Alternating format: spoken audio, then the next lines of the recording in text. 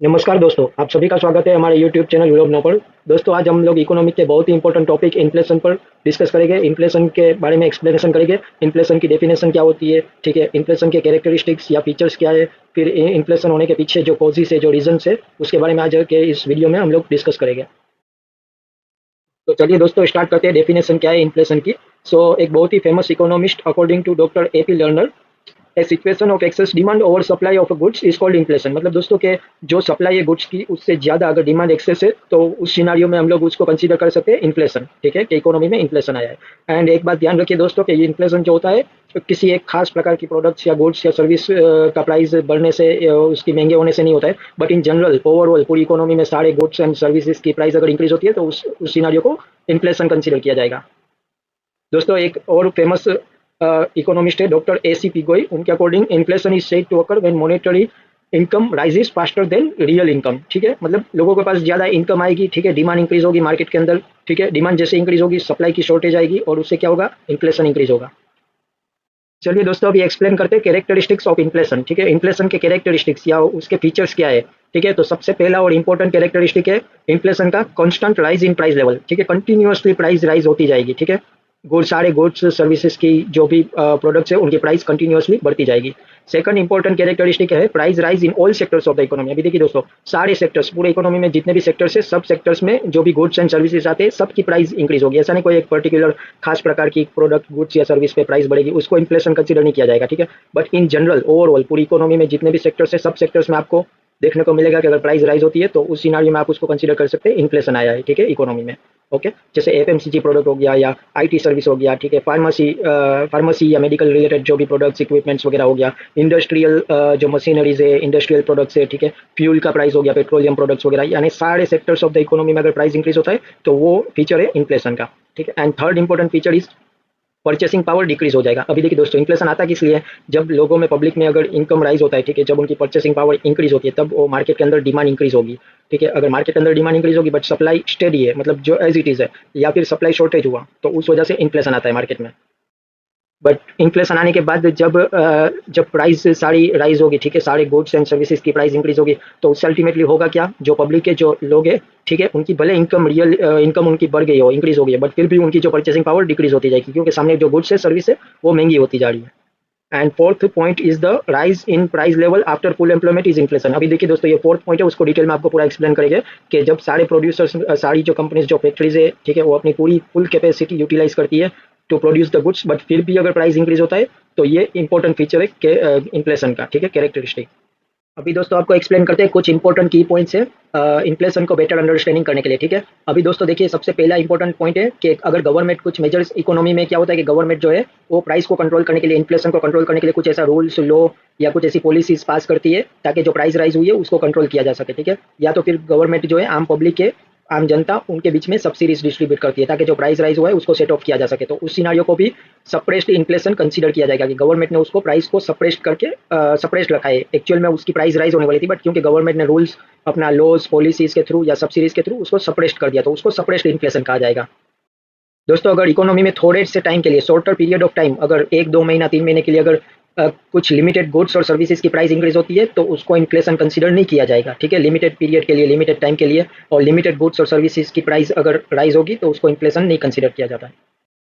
अभी दोस्तों, जो प्रोडक्शन यूनिट्स है, जो प्रोड्यूसर्स है, ठीक है, जो कंट्रीज के अंदर जो प्रोडक्शन करते हैं फैक्ट्रीज है, उसमें वो प्रोडक्शन यूनिट्स में अगर फुल कैपेसिटी यूटिलाइज अगर नहीं होती है फुल कैपेसिटी, तो उस सिनारियो में क्या है, वो लोगों को इंसेंटिव दिया जाएगा गवर्नमेंट की तरफ से कि आप लोग मोर प्रोडक्शन करो, प्रोडक्शन अपना इंक्रीज करो, कैपेसिटी इंक्रीज करो। तो उस सिनारियो में अगर प्रोडक्शन बढ़ेगा, ठीक है, तो उससे क्या होगा, प्राइस फॉल होगी, गुड्स एंड सर्विसेज की प्राइस डिक्रीज होगी। सप्लाई अगर बढ़ेगी मार्केट के अंदर तो जो गुड्स है, सर्विस है, उसकी प्राइस रिड्यूस हो जाएगी। ठीक है, तो वो एक टाइप का एम्प्लॉयमेंट जनरेशन का होगा अगर प्रोडक्शन फुल्ली यूटिलाइज नहीं है। ठीक है, प्रोडक्शन कैपेसिटी अगर फुल्ली यूटिलाइज नहीं है तो उस सिनारियो में प्रोडक्शन राइज करने के लिए एम्प्लॉयमेंट जनरेशन की बहुत बड़ी अपॉर्चुनिटी रहेगी। और fourth point, if there is unemployment in factors of production leads an economy, the increasing price of goods and services will allow employment to increase production to decrease the price of goods and services। जैसा दोस्तों मैंने आपको explain किया कि अगर price rise होती है, ठीक है, इकोनॉमी में इन्फ्लेशन आती है, तो उसका मतलब पहले तो ये देखना पड़ेगा कि अगर जो हमारे कंट्री में जो जो प्रोडक्शन यूनिट्स है वो अपनी फुल कैपेसिटी यूटिलाइज कर रहे हैं। अगर फुल कैपेसिटी यूटिलाइज नहीं हो रही है तो इसका मतलब कि we can generate more employment and we can produce more product to control the price rise. ठीक है, और fifth point, therefore the increase in price level in all sectors of an economy even after full employment is considered inflation. दोस्तों अगर full capacity utilise होने के बावजूद भी अगर प्राइस राइज होती है, इन्फ्लेशन आती है, तो उसको आप इन्फ्लेशन कंसीडर कर सकते हैं एंड ये बहुत ज़्यादा हार्मफुल रहेगा फॉर द इकोनॉमी। दोस्तों अभी आपको एक्सप्लेन करते हैं कॉजेस ऑफ इन्फ्लेशन, ठीक है। इन्फ्लेशन होने के पीछे के रीजंस या कॉजेस क्या है, ठीक है। अभी दोस्तों इन्फ्लेशन के होने के पीछे के मेन दो रीजंस हैं, ठीक है। पहला है increase in demand and second reason is increase in production cost. अभी दोस्तों डिस्कस करते हैं डिमांड की वजह से इन्फ्लेशन कैसे होता है, ठीक है। अभी दोस्तों देखिए, अगर मार्केट के अंदर किसी एक प्रोडक्ट की अगर डिमांड इंक्रीज होती है, ठीक है, उसकी वजह से उसकी प्राइस इंक्रीज होगी, बट सप्लाई नहीं होती है, सामने उतनी जितनी डिमांड है उतनी सप्लाई नहीं हो रही है from the producers, from the suppliers, ठीक है, या तो फिर स्लो रेट पर सप्लाई होती है, तो उस सिनारियो में क्या होगा कि डिमांड इंक्रीज होती जाएगी बट सप्लाई रिमेन कांस्टेंट और फिर सप्लाई स्लो हो जाएगी, ठीक है। तो उस सिनारियो में जो वो प्रोडक्ट है उसकी प्राइस इंक्रीज होगी, ठीक है। If there is inflation due to increase in aggregate demand as compare to the aggregate supply, then it is called demand pull inflation, ठीक है। उसको इकोनॉमी के अंदर क्या कहा जाएगा, डिमांड पुल इन्फ्लेशन। अगर डिमांड इंक्रीज हो रही है, ठीक है, बट सामने सप्लाई स्लो है, तो उस सिनारियो में प्राइस अगर इंक्रीज होता है तो उसको इकोनॉमी के अंदर कहा जाएगा डिमांड पुल इन्फ्लेशन। दोस्तों अभी आपको एक्सप्लेन करते हैं डिमांड पुल इन्फ्लेशन होने के पीछे के रीजंस, क्या कॉजेस है जिसकी वजह से डिमांड पुल इन्फ्लेशन आता है इकोनॉमी के अंदर, ठीक। सो सबसे पहला जो मेन रीजन है वो increase in supply of money, ठीक है। जो मार्केट के अंदर, जो इकोनॉमी के अंदर अगर सपोज मान लीजिए कि जो लोगों की इनकम बढ़ती है, ठीक है, उनके पास ज़्यादा इनकम, ज़्यादा मनी आने लगा है, तो उस वजह से क्या है, मार्केट के अंदर, इकोनॉमी के अंदर डिमांड इंक्रीज हो जाएगी for the goods and services. देखिए ज़्यादातर जो इकोनॉमिस्ट मानते हैं कि जो मॉनेटरी है, ठीक है, उसके monetary reason is the main behind this demand pull inflation, ठीक है। इसीलिए आरबीआई, जो सेंट्रल बैंक, सारे देश के अंदर जो सेंट्रल बैंक्स होती है, वो इंटरेस्ट रेट के थ्रू जो इन्फ्लेशन होता है इकोनॉमी के अंदर उसको कंट्रोल करने की कोशिश करती है। सारे कंट्रीज में सबकी अलग अलग सेंट्रल बैंक होती है, जैसे भारत के अंदर RBI, reserve bank of India है, ठीक है। वैसे यूएसए के अंदर फेडरल रिजर्व बैंक है, फिर चाइना की सेंट्रल बैंक होती है, जापान, सब यूरोपियन कंट्रीज, सारे each countries have their central banks to control this type of the problems for the to control the demand pull inflation, ठीक है। वो हम आगे के नेक्स्ट चैप्टर में हम आपको एक्सप्लेन करेंगे पूरा डिटेल में कि उसको कंट्रोल कैसे किया जा सकता है। बट अभी ये जो हमारा टॉपिक है उसके बारे में डिस्कस करते हैं कि अगर लोगों की इनकम इंक्रीज होगी उससे क्या होगा, जो लोगों की नेसेसिटीज़ है, ठीक है, और जो नेसेसिटीज़ की जो डिमांड्स है वो इंक्रीज होती जाएगी कंटिन्यूअसली। अगर डिमांड इंक्रीज होगी बट जो सप्लाई है वो स्टेडी रहेगी, तो उस सिनारियो में मार्केट के अंदर इन्फ्लेशन आएगा, ठीक है। उसको हम लोग कंसीडर करेंगे डिमांड पुल इन्फ्लेशन। और उसके पीछे का रीजन क्या है, more supply of money in the economy, ठीक है। लोगों की इनकम बढ़ गई है, उसकी वजह से मार्केट के अंदर डिमांड बढ़ गई है for the goods and services, और उसकी वजह से प्राइस राइज हुआ है and it is called demand pull inflation. अभी दोस्तों दूसरा इंपॉर्टेंट जो कॉज है for the demand pull inflation वो है गवर्नमेंट एक्सपेंडिचर। जो पब्लिक एक्सपेंडिचर होता है for the development and for the infrastructure development, ठीक है, उसके पीछे उसकी वजह से क्यों इन्फ्लेशन आती है वो भी आपको एक्सप्लेन करते हैं। अभी देखिए दोस्तों, the government of developing countries like India, ठीक है, जो जो डेवलपिंग कंट्रीज है, ठीक है, इंडिया जैसी, वो सब उसकी गवर्नमेंट, वो कंट्रीज की गवर्नमेंट क्या करती है, एक्सपेंडिचर एवरी ईयर, जो अपना इंफ्रास्ट्रक्चर बजट है उसको एवरी ईयर इंक्रीज करती रहती है और स्पेंडिंग ज़्यादा करती रहती है, ठीक है, फॉर ऑल डेवलपिंग कंट्रीज, ठीक है, जैसे कि इंडिया हो गया, चाइना हो गया, ठीक है, वो लोग अपना जो है इंफ्रास्ट्रक्चर पे एवरी ईयर स्पेंडिंग इंक्रीज करते रहते हैं। तो उससे क्या होता है, जो नए नए प्रोजेक्ट स्टार्ट होते हैं, ठीक है, अभी फॉर एग्जांपल इंफ्रास्ट्रक्चर डेवलपमेंट के लिए अगर गवर्नमेंट ने रोड बनाने के लिए किसी कंपनी को अगर कॉन्ट्रैक्ट दिया, ठीक है, या ब्रिज बनाने के लिए किसी कंपनी को कॉन्ट्रैक्ट दिया, तो उससे क्या होगा, इकोनॉमी के अंदर एम्प्लॉयमेंट जनरेट होगी, which is good. Employment generation is good for the economy, ठीक है। हम लोग ये नहीं कह रहे कि एम्प्लॉयमेंट जनरेट नहीं होना चाहिए, बट हम लोग उसका इफेक्ट क्या होता है फॉर द इन्फ्लेशन, ठीक है, उसको आपको एक्सप्लेन कर रहे हैं। Infrastructure development is very much important to become the countries like develop from the developing to developed nation, ठीक है। डेवलपिंग कंट्री से अगर आपको डेवलप्ड नेशन बनना है, डेवलप्ड कंट्री बनना है, तो उसके लिए आपको इंफ्रास्ट्रक्चर पर ह्यूज स्पेंडिंग करना पड़ेगा, ठीक है, ताकि आपका फॉरेन इन्वेस्टमेंट आपकी कंट्रीज में आएगा, ठीक है। इंफ्रास्ट्रक्चर अगर अच्छा होगा तो वो infrastructure development is also important, ठीक है। एम्प्लॉयमेंट जनरेशन भी इंपॉर्टेंट है, बट हर एक सिक्के की दो पहलू होते हैं, ठीक है। उसकी वजह से इन्फ्लेशन पे क्या असर होता है वो हम आपको एक्सप्लेन कर रहे हैं। तो अगर लोगों को मोर एम्प्लॉयमेंट जनरेट होगा तो लोगों को क्या है, रोजगार मिलेगा, ठीक है, लोगों को काम मिलेगा, तो उसकी वजह से जो लोगों की इनकम है वो इंक्रीज होती जाएगी। लोगों की इनकम अगर इंक्रीज होगी, सप्लाई ऑफ मनी जो है वो इकोनॉमी में इंक्रीज हो जाएगा। तो जैसे पहले आपको वीडियो में एक्सप्लेन किया था कि सप्लाई ऑफ मनी इंक्रीज होने के की वजह से क्यों इन्फ्लेशन आती है, तो उससे क्या होगा कि लोगों की जो नेसेसिटीज है, जो उनकी जरूरियात है, ठीक है, जो उनकी गुड्स एंड सर्विस की रिक्वायरमेंट है वो इंक्रीज होती जाएगी, डिमांड कंटिन्यूअसली इंक्रीज होगी। और सप्लाई अगर सेम रेट पर रहेगी, ठीक है, स्लो रेट पर रहेगी या सेम स्टेडी रहेगी, तो उससे क्या है, मार्केट के अंदर जो है, इकोनॉमी के अंदर प्राइस राइज होगा, जनरल प्राइस लेवल अप जाएगा, ठीक है, इन द इकोनॉमी। सो उससे इन्फ्लेशन आएगा। Thus, if the government circulates more money in excess of the production of goods and services in the economy by increasing public expenditure, then the price rise level gains momentum, ठीक है। अगर government मोर spending करेगी for the infrastructure development, ठीक है, जो production, जो goods और services जो प्रोड्यूस हो रही है कंट्री के अंदर, इकोनॉमी के अंदर, अगर उससे ज़्यादा गवर्नमेंट अगर सप्लाई करेगी मनी का, ठीक है, तो उससे क्या है, लोगों के हाथ में ज़्यादा पैसा आएगा और उससे डिमांड इंक्रीज होगी एंड प्राइस राइज होगा। अभी दोस्तों तीसरा इंपॉर्टेंट कॉज है for the demand pull inflation वो है ओवर पॉपुलेशन, ठीक है। जो अगर आपके देश में अगर पॉपुलेशन ज़्यादा इंक्रीज होती जाएगी, ठीक है, तो उससे क्या होगा, हर एक लोगों की जो डिमांड, हर एक लोगों की जो उनकी जो नेसेसिटीज़ है, ठीक है, जो ज़रूरियात है वो इंक्रीज होती जाएगी continuously of the individual. Increasing the population causes increase in the demand of basic requirements. अभी लोगों की जनसंख्या बढ़ रही है, ठीक है, पॉपुलेशन इंक्रीज हो रही है, तो हर एक की डिमांड जो बेसिक उनकी जो नेसेसिटीज है वो भी इंक्रीज होती जाएगी। बट अगर सप्लाई इज इनसफिशियंट, ठीक है, सप्लाई अगर उतने प्रमाण में नहीं है जितने प्रमाण में डिमांड इंक्रीज हो रही है, तो उससे क्या होगा, मार्केट के अंदर, इकोनॉमी के अंदर प्राइस राइज होगा और उससे क्या होगा, इन्फ्लेशन आएगा।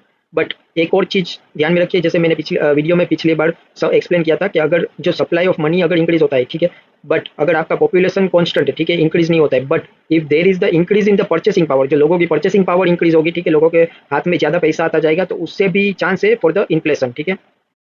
अभी हमारे प्यारे दर्शक मित्रों, अभी जो दूसरा मेजर जो कॉज है फॉर द इन्फ्लेशन, उसको आपको एक्सप्लेन करेंगे, ठीक है। दूसरा मेजर फैक्टर है वो increase in cost of production.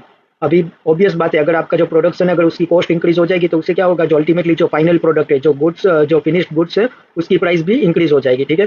तो उसको जो फैक्टर अफेक्ट करते हैं वो क्या चीज़ है कि देखिए, रॉ मटेरियल्स हो गया, ठीक है, मशीनरीज हो गई, इलेक्ट्रिसिटी रिक्वायरमेंट होती है, वाटर रिक्वायरमेंट होता है, ठीक है, वर्कर्स को वेजेस पेमेंट करना पड़ता है, या फिर ट्रांसपोर्टेशन का कॉस्ट होता है। अगर ये सारी चीज़ें, अगर इसकी कॉस्ट इंक्रीज हो जाएगी, तो अल्टीमेटली जो आपकी जो गुड्स और सर्विस है जो आप प्रोड्यूस कर रहे हो, उसकी प्राइस भी इंक्रीज हो जाएगी, ठीक है।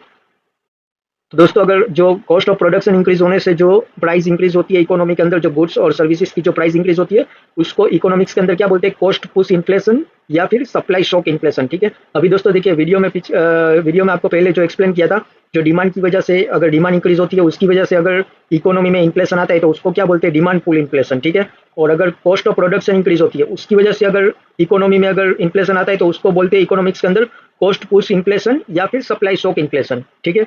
अभी दोस्तों देखिए, additionally just for the knowledge कि आपको ये, अगर इसमें क्या मैक्रो फैक्टर्स भी काफ़ी सारे अफेक्ट करते हैं, ठीक है, for the cost of production. अभी देखिए, भारत के अंदर अगर कोई फैक्ट्री है, कोई प्रोडक्शन यूनिट है, कोई मटेरियल्स का प्रोडक्शन करती है फैक्ट्रीज, ठीक है, तो वो लोग अपना रॉ मटेरियल्स का कई बार इंपोर्ट करवाती है बाहर से, ठीक है, विदेश से। या तो फिर जो हमारा जो क्रूड ऑयल है, मेजरली जो भारत का जो क्रूड ऑयल होता है वो इंपोर्ट होता है with from the various countries, Russia या फिर सऊदी अरब, इराक, ठीक है। वो मेनली जो ये सारे कंट्रीज से हम लोग क्रूड ऑयल इंपोर्ट करते हैं। अगर मान लीजिए इंटरनेशनल कुछ ऐसा सिचुएशन आता है कि जैसे अभी आपको मालूम है, जो अभी वॉर चल रही है रशिया एंड यूक्रेन के बीच में, इजराइल एंड ईरान का कॉन्फ्लिक्ट चल रहा है, तो उसकी वजह से अगर जो कच्चे तेल है, जो क्रूड ऑयल है, अगर उसकी कॉस्ट इंक्रीज हो जाएगी इंटरनेशनल मार्केट में, तो उससे क्या होगा अल्टीमेटली, कि जो हमारा जो इम्पोर्ट कॉस्ट है वो भी इंक्रीज हो जाएगा, ठीक है।